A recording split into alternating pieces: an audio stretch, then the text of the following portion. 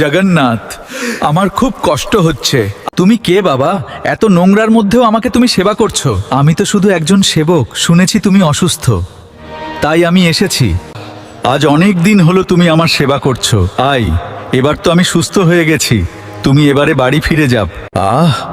এই সুন্দর গন্ধ, এ যেন আমার প্রভুর গায়ের গন্ধ। কোথা থেকে আসছে এই গন্ধ? প্রভু, আপনিই তো হে নাথ। আপনি ত্রিভুবনের স্বামী হয়েও আমার নোংরা পরিষ্কার করেছেন। এ কি পাপ আমি করলাম? মাধব দাস, ভক্ত আর ভগবানের কোনো ভেদ নেই। যেখানে ভক্ত সেখানেই ভগবান। হে জগন্নাথ, আপনি তো ইচ্ছা করলে আমার রোগটা ভালো করে দিতে পারতেন। আমি আমার রোগটা ভালো করলেন না কেন?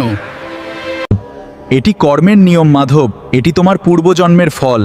আমি যদি এটিকে মুছে দিতাম তবে তা বাকি থেকে যেত। আমি চাই না আমার ভক্ত জন্ম মৃত্যুর চক্রে আবার পড়ুক। তাই আমি নিজেই সেবা করছি, যাতে তোমার হিসাব এখানেই শেষ হয়ে যায়। না না প্রভু, এখন আপনি আর আমার সেবা করবেন না। তাতে আমার যত কষ্টই হোক আমি সহ্য করব।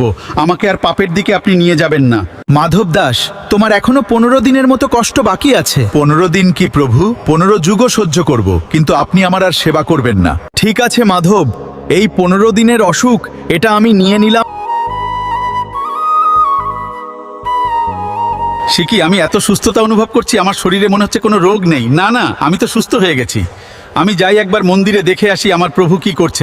জগন্নাথ, হে কি, আমার জগন্নাথ দেব কোথায় গেল? এই মন্দিরের ভিতরে নেই কেন? মন্দির শূন্য কেন? জগন্নাথ দেবের জ্বর হয়েছে। শুনেছি কোনো এক ভক্তের অসুখ নিজে নিয়েছেন। ওহ প্রভু, এ কি আমার অসুখ ভগবান জগন্নাথ স্বয়ং নিজে নিয়েছেন।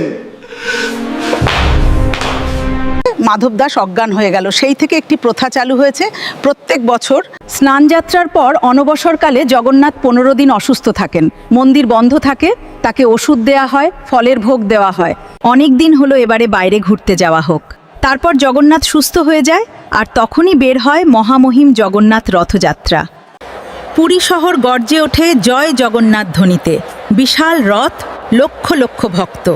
এটি শুধু একটি যাত্রা নয়, এটি একটি জীবন্ত উৎসব। এই কাহিনীর মূল শিক্ষা, যেখানে শুদ্ধ ভক্ত থাকে সেখানে ভগবান নিজেই সেবা করতে চলে। ভিডিওটি ভালো লেগে থাকলে অবশ্যই একটি লাইক এবং সাবস্ক্রাইব করে পাশে থাকবেন। ধন্যবাদ।